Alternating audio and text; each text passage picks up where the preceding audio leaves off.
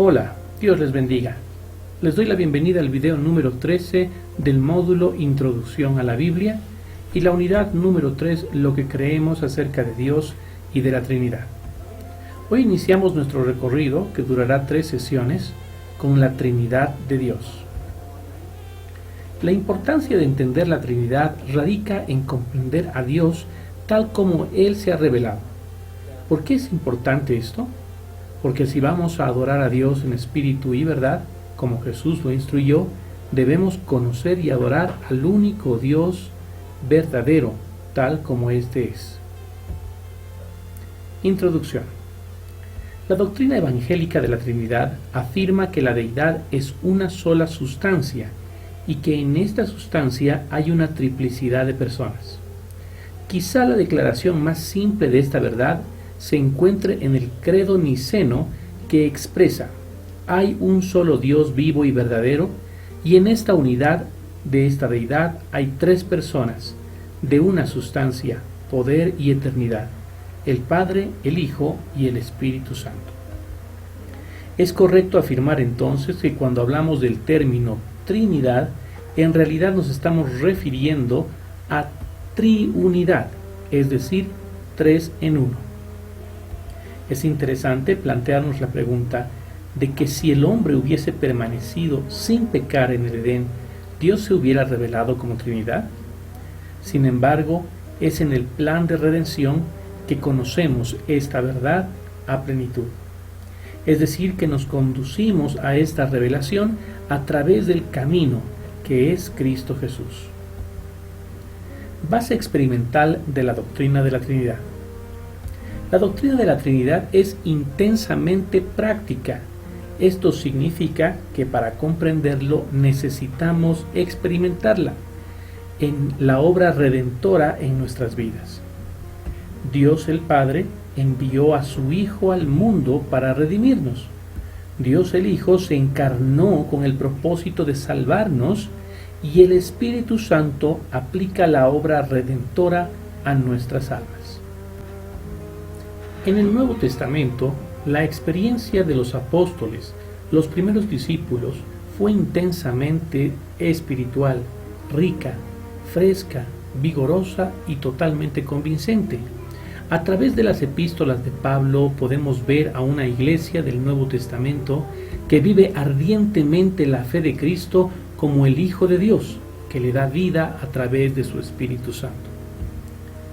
En el Antiguo Testamento, el judaísmo sostuvo también a lo menos algunas creencias en un Mesías que debería estar vinculado con el Espíritu del Señor y por su medio inaugurar el nuevo reino. Sin embargo, los hechos eran a todas luces claros. Primero, Jesús había aparecido en un ministerio como el de los antiguos profetas. Había sido reconocido después como el Mesías por algunos de sus discípulos. Hizo su ingreso como el Mesías triunfante sentado sobre un asno joven.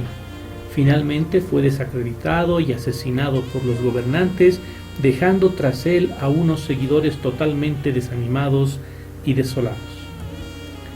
Segundo, inmediatamente después siguieron muchas apariciones de Jesús resucitado y glorificado, y éstas convirtieron el testimonio de los discípulos en uno de gozo triunfante. Tercero, después de una breve permanencia en Jerusalén, sucedió el derramamiento del Espíritu Santo, de acuerdo con la promesa, y esto resultó en una iglesia misionera fortalecida con poder de lo alto. Estos hechos eran suficiente evidencia para cerrar la brecha entre el Antiguo y el Nuevo Testamento en cuanto a la idea de la Trinidad, y en efecto tuvo necesariamente que dársele a Cristo una atención creciente en el pensamiento de la Iglesia, ya que había demostrado que era el Mesías por la resurrección de los muertos y el derramamiento del Espíritu Divino. Desarrollo de la doctrina de la Trinidad en la Biblia. Para comprender esta gran verdad revelada en las Escrituras, iniciamos nuestro viaje en el concepto innegable de la unidad de Dios. Que el Señor nuestro Dios es un solo Señor, es una verdad aseverada o implicada a través de todo el cuerpo de la Escritura. Oye, Israel, Jehová nuestro Dios, Jehová uno es. Deuteronomio 6:4. También Jehová es Dios y no hay otro fuera de él. Deuteronomio 4:35. De Jehová dice Isaías: Yo, Jehová, este es mi nombre, a ningún otro daré mi gloria, ni a los ídolos mi alabanza. Y yo soy el primero y yo soy el último, y fuera de mí no hay Dios. No hay Dios sino yo, no hay roca, no conozco ninguna. Isaías 44, versos 6 y 8.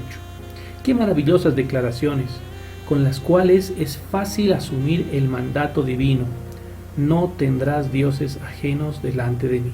Éxodo 23. En el Nuevo Testamento encontramos las mismas declaraciones explícitas. Jesús enseñó que el primero de todos los mandamientos es: Oye Israel, el Señor nuestro Dios, el Señor uno es. Marcos 12:29. Y esta es la vida eterna, que te conozcan a ti, el único Dios verdadero, y a Jesucristo a quien has enviado. Juan 17:3. En la primera epístola de Pablo a los Corintios declara: No hay más que un Dios, aunque haya algunos que se llamen dioses, sea en el cielo o en la tierra, como hay muchos dioses y muchos señores. Para nosotros, sin embargo, solo hay un Dios, el Padre, del cual proceden todas las cosas y para quien nosotros existimos, y un Señor, Jesucristo, por medio del cual han sido creadas todas las cosas y por quien nosotros también existimos. Y otras referencias para que nosotros busquemos: Gálatas 3:20, 1 Timoteo capítulo 1 verso 17, capítulo 2 versículo 5 y Santiago capítulo 2 versículo 19. No nos cabe entonces la menor duda que la Biblia asevera enfáticamente que Dios es uno. Ahora veamos la triunidad de Dios. Que Dios es igualmente considerado una Trinidad está también claro en la Biblia. La prueba clara e indiscutible se deriva de la manifestación de Dios, también llamada teofanía, al tiempo del bautismo de Cristo. Lucas 3:22 nos dice: Y descendió el Espíritu Santo sobre él en forma corporal, como paloma, y vino una voz del cielo que decía: Tú eres mi Hijo amado, en ti tengo complacencia. En Mateo 28:19 se encuentra plasmado, como en ningún otro lugar de las Escrituras, cómo las otras dos personas se unen a la del Padre en el bautismo de los creyentes.